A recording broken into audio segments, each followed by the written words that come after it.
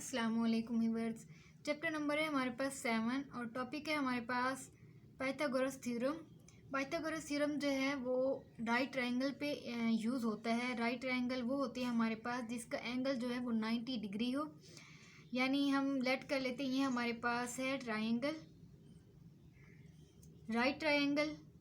Right triangle वो होती है जिसका एंगल जो है वो हमारे पास 90 होता है। और हमें कैसे पता चलता है 90 डिग्री का एंगल जो होता है बिल्कुल स्ट्रेट लाइन होती है उसकी, और यहाँ पे स्क्वायर बनता है। ये हमारे पास 90 डिग्री का एंगल है और हमारे पास 3 साइड्स होती हैं ट्रायंगल की। ये है हमारे पास साइड परपेंडिकुलर, इसे हम कहते हैं परपेंडिकुलर।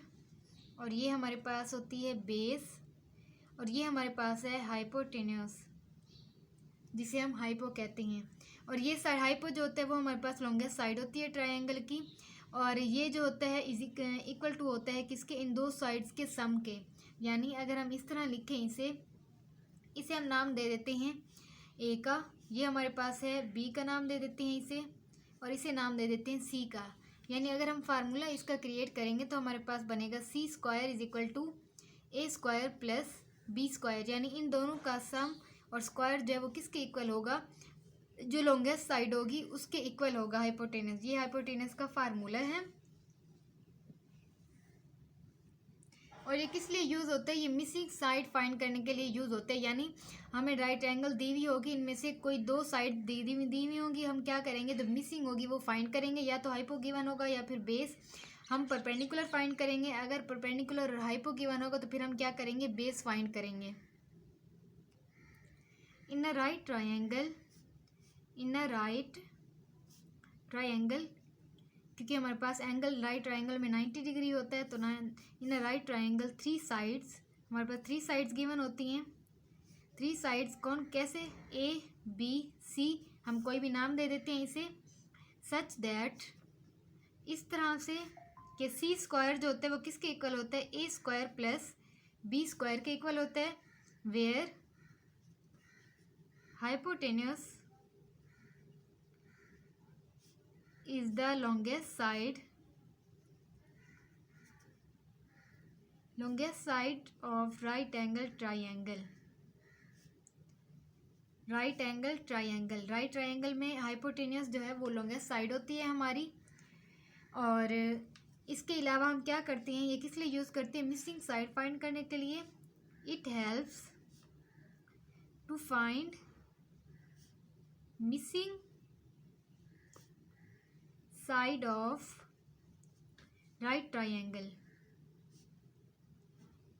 यानी अगर हम रियल लाइफ में इसकी बात करें तो हमारे पास जो कंस्ट्रक्शन होती है जिसमें हमें यानी कि ट्रायंगल शेप जैसी बनानी होती हैं बिल्डिंग्स वगैरह, तो हम उसमें क्या करते हैं, मतलब उसमें फार्मूला अप्लाई करते हैं ये वाला, जिससे किसी भी गलती की गुंजाइश नहीं होती। यानी इस फार्मूले से लेंथ जो मेजर करने के लिए ये फार्मूला जब हम यूज़ करते हैं तो उसमें बिना किसी एरर के हमें एग्जैक्ट वैल्यू आज समझ आ जाती है कि हमने कितनी लेंथ लेनी है, बेस कितनी लेनी है, हाइपो कितना लेना है और परपेंडिकुलर कितना लेना है। अब एक्सरसाइज की तरफ चलते हैं। एक्सरसाइज में देखते हैं जो मिसिंग साइड होगी हमें वो फाइंड करनी होगी। ये हमारे पास ट्रायंगल है, राइट ट्रायंगल है। यहाँ पे देखें स्क्वायर बना हुआ है, इसका मतलब ये राइट ट्रायंगल है। अब यहाँ पे 20 सेंटीमीटर वन साइड दी हुई है, ये सेकंड साइड दी हुई है, और हमने तीसरी जो है वो फाइंड करनी है। हमें पता है ये वाली साइड जो होती है वो किसके इक्वल होती है, इन दोनों के सम के और स्क्वायर के इक्वल होती है। तो हम क्या करेंगे, A square is equal to 20 square और 21 स्क्वायर लिख देंगे फार्मूले के मुताबिक। उसके बाद सॉल्व करते हैं। ये हमें डाटा गिवन है, ए हमारे पास है 20 सेंटीमीटर यानी परपेंडिकुलर 20 सेंटीमीटर है, और बी हमारे पास बेस 21 सेंटीमीटर है, और हमारे पास हाइपो जो है यानी सी वो ए सेंटीमीटर है। यानी अल्फ़ाबेट यहाँ पे यूज़ हो रहा है ए सेंटीमीटर, तो हम यही फाइंड करेंगे। फार्मूला ही लिख लेते हैं, C square is equal to A square plus B square. तो हमारे पास सी वैल्यू क्या है, हमारे पास ए सेंटीमीटर, और हमारे पास ए है 20 सेंटीमीटर इसका स्क्वायर, प्लस बी हमारे पास है 21 सेंटीमीटर इसका स्क्वायर। अब हम इसे सॉल्व करते हैं। 20 स्क्वायर हमारे पास किसके इक्वल आता है, 400 के, 400 सेंटीमीटर स्क्वायर प्लस 21 हमारे पास 21 का स्क्वायर लेंगे यानी 21 मल्टीप्लाई 21, तो हमारे पास क्या आ जाएगा 441 सेंटीमीटर स्क्वायर। और यहाँ पे हमारे पास क्या आ जाएगा, इसका भी तो स्क्वायर आएगा, तो हमारे पास ये आ जाएगा ए स्क्वायर सेंटीमीटर स्क्वायर। अब यहाँ पे हमने ए की वैल्यू फाइंड करनी है, तो हम क्या करते हैं, इन्हें प्लस करते हैं पहले। A square centimetre square is equal to 400 plus 441, तो हमारे पास हो जाएगा 841 सेंटीमीटर स्क्वायर। अब सेंटीमीटर स्क्वायर यहाँ भी है, इस साइड पे भी है, दोनों साइड पे है, तो हम इसे कैंसिल कर देते हैं। हमारे पास क्या आ जाएगा, ए सेंटीमीटर इज इक्वल टू 841। अब हम ए फाइंड करते हैं अपना। ए फाइंड करेंगे तो ये स्क्वायर दूसरी साइड पे चला जाएगा अंडर रूट पे।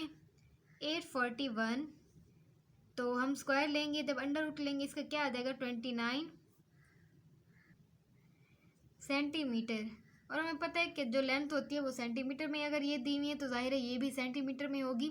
ये हमारे पास एक आंसर आ जाएगा कि ए जो है वो हमारे पास 29 सेंटीमीटर होगा। अब हम नेक्स्ट पार्ट की तरफ चलते हैं। ये हमारे पास ए पार्ट था, अब हम बी पार्ट की तरफ चलते हैं। ये हमारे पास 90 डिग्री है। अच्छा, एक और बात इसमें हमारे पास, यानी जब भी हमारे पास जहाँ पे एंगल गिवन होगा उसके सामने वाली साइड जो होगी वो हमारे पास हाइपो होगी, उसके बाद वाली जो दूसरी जो साइड्स होंगी वो एक हमारे पास बेस होगी और एक हमारे पास परपेंडिकुलर होगी। चाहे तो आप बेस इसे कह दें, चाहे तो आप बेस इसे कह दें, उसका कोई मसला नहीं है क्योंकि वो उन दोनों का सम होता है। अब देखिए हमारे पास यहाँ पे 90 डिग्री का एंगल बन रहा है, तो हमारे पास ये सामने वाली जो साइड बनेगी बिल्कुल सामने वाली वो हमारे पास हाइपो बनेगा, जिसे हम डिनोट करते हैं सी से।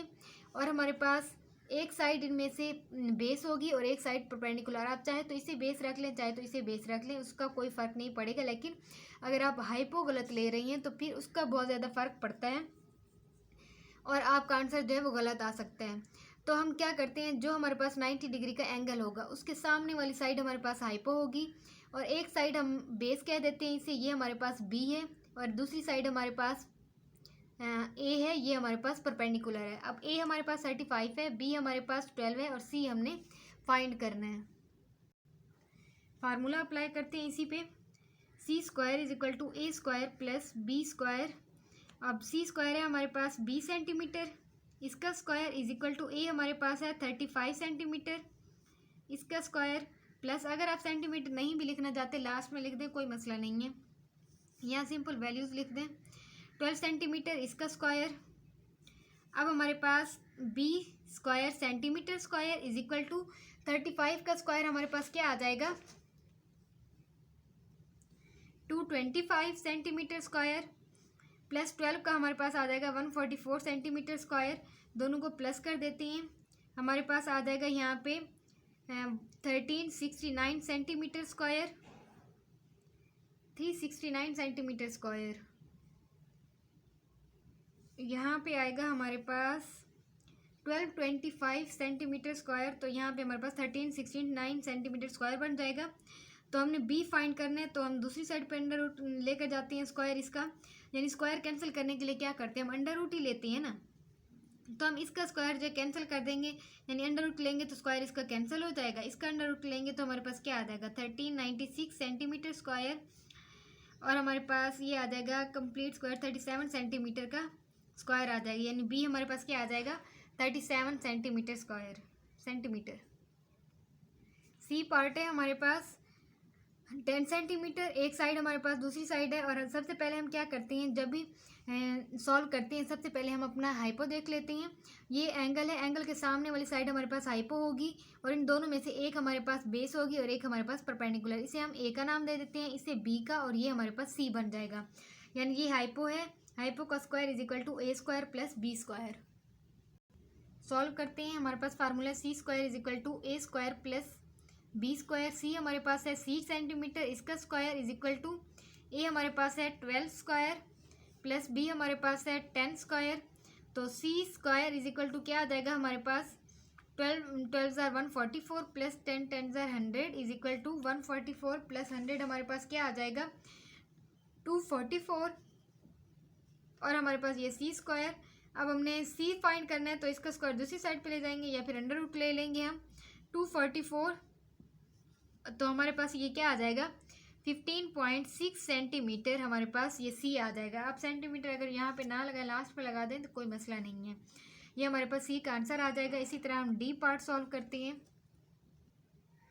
ये हमारे पास डी है। एंगल के सामने वाली साइड हमारे पास सी होती है यानी हाइपो होता है, और एक हमारे पास बेस बन जाएगी और दूसरी हमारे पास परपेंडिकुलर बन जाएगी। तो ए हमारे पास 29 सेंटीमीटर, बी हमारे पास 23 और सी हमारे पास डी सेंटीमीटर। सॉल्व करते हैं। पार्ट डी है हमारे पास। फार्मूला है इसका C square is equal to A square plus B square. Value put करते हैं। इसमें सी हमारे पास है डी सेंटीमीटर, इसका square is equal to A हमारे पास है 29 सेंटीमीटर, इसका स्क्वायर, उसके बाद प्लस 29 सेंटीमीटर, उसके बाद हमारे पास बी है 23 सेंटीमीटर, इसका स्क्वायर, डी सेंटीमीटर, इसका स्क्वायर इज इक्वल टू 29 का स्क्वायर हम लें तो हमारे पास क्या आएगा 841 सेंटीमीटर स्क्वायर, प्लस 23 का हमारे पास आएगा 529 सेंटीमीटर स्क्वायर। दोनों को प्लस करते हैं तो हमारे पास आ जाएगा 1370 सेंटीमीटर स्क्वायर। ये डी का भी स्क्वायर है। यहाँ पे D square is equal to 1370 centimetre square. Under root लेते हैं। इसका अंडर रूट लेंगे तो कैंसिल हो जाएगा स्क्वायर अंडर रूट से, और हमारे पास डी क्या आ जाएगा, यहाँ इसका लेते हैं 1370 सेंटीमीटर स्क्वायर, तो हमारे पास क्या आ जाएगा 37 सेंटीमीटर स्क्वायर। 37 सेंटीमीटर हमारे पास आ जाएगा डी का आंसर।